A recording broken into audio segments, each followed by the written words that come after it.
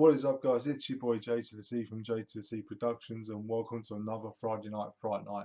Now, in this episode, I got to see the British horror film Howl, and I must admit, I thoroughly enjoyed it. The basic premise of this movie is you follow a group of commuters on the last train home. As they're travelling, a deer falls on the tracks. The train driver gets out to obviously investigate, and as he does, he gets attacked by some mutant werewolf creatures. They then try and get onto the train and terrorise the other passengers and eat them before daylight. The acting in this film is actually pretty good. The main character is played by Ed Speeders. Now, you may know him from Downton Abbey, and all the other cast is mainly made up from people that are on TV shows. So you'll be sitting there watching it, you'll recognise them, you think, I know them from somewhere. And it won't be till you actually start watching TV and they pop up on the bill or cuffs or something like that. You think, oh yeah, I know where they're from now. They're not Hollywood actors, they're TV actors who I watched while eating my dinner. So it's a really nice blend, and it works really well. Everyone plays their character perfectly. You got your stereotypes in there. You got your dickhead bloke. You've got your chav. You've got your young bird who's like, "Oh my god," all the time. And you got the old couple who you know are basically both going to get fucked up at some point. Um, Ed Speeders plays his main character really well. He starts off as quite an unconfident, weak guy, and as the film progresses, he really does grow a set and becomes more of a manly man.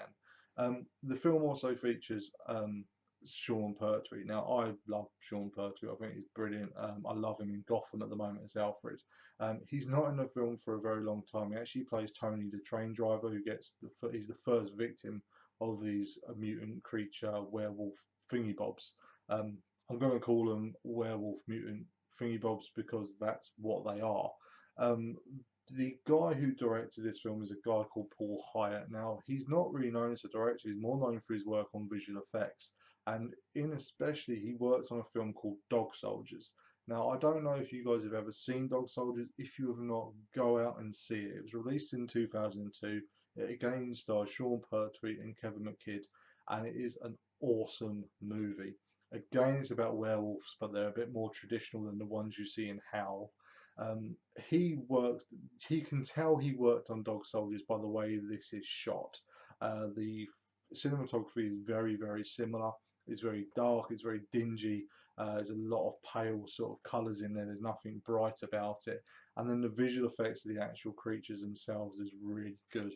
It's nice to see visual effects done in that way in a mainstream movie.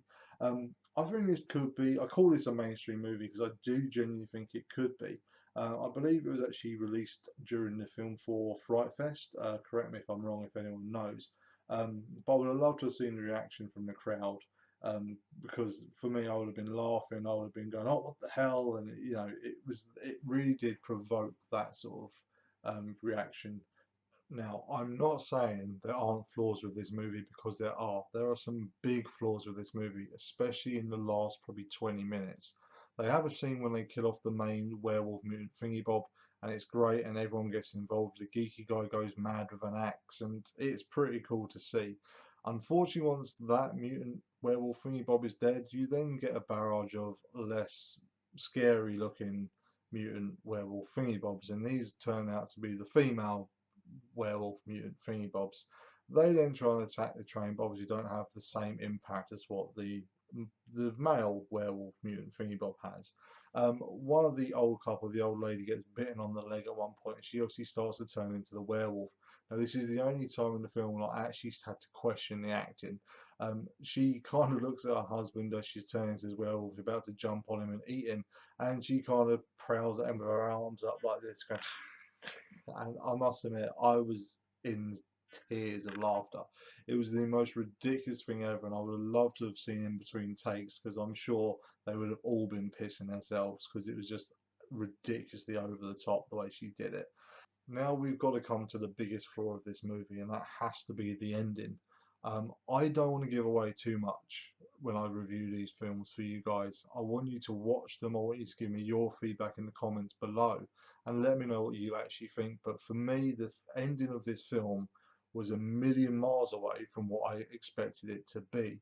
Um, Now, the main character basically gets away with the female lead and then the dickhead bloke. The dickhead bloke goes off one way, the female lead goes off another, and then you've got the guy who actually gets stopped by the other werewolf mutant thingy-bobs. Um, I don't want to say any more now than that, but basically, the girl gets away. She gets to the train station. She's covered in blood, and everyone just kind of stands around looking at her. The main character, as I say, gets stopped and decides to try and have a fist fight with the female mutant werewolf thingy-bobs, which doesn't end well. And then you get the dickhead bloke who you've kind of wanted something shitty to happen to him because he has been an absolute prick throughout the movie. And he does get his comeuppance. I'm not going to tell you how or why or what happens, but he does get it. Gets ended in a very good way. Now, for me, the best way to have finished this film was to have actually had no one get away at all. I would have had it so they think they're going to get away, they killed off one of the main creatures, they maybe kill off another couple of them, but then all of a sudden a lot more of these creatures just suddenly appear from nowhere, and then their realization of their impending doom is they're not getting away, they're going to get eaten. Now, this film, knowing dog soldiers and knowing the humour that is actually in dog soldiers, I feel they didn't want to make it too dark, and it's not really a dark horror film. It's actually quite light-hearted in a lot of ways. I just feel that an ending like that would have had more of an impact on the audience than the ending they gave us. Overall, I'm going to give this movie 4 out of 5 stars. It's actually a really good movie to go and see. I really did enjoy it, and it really did remind me of Dog Soldiers, which, as I said before, I think is one of the best films released probably in the last 15 years. If you haven't seen it, definitely go and check it out. But that's it for this video, guys. I hope you've enjoyed it. Slap that like button across the face if you did, and fist bump the subscribe so you get to see some more of Friday Night Fright Night. And I'll see you guys on the flip side.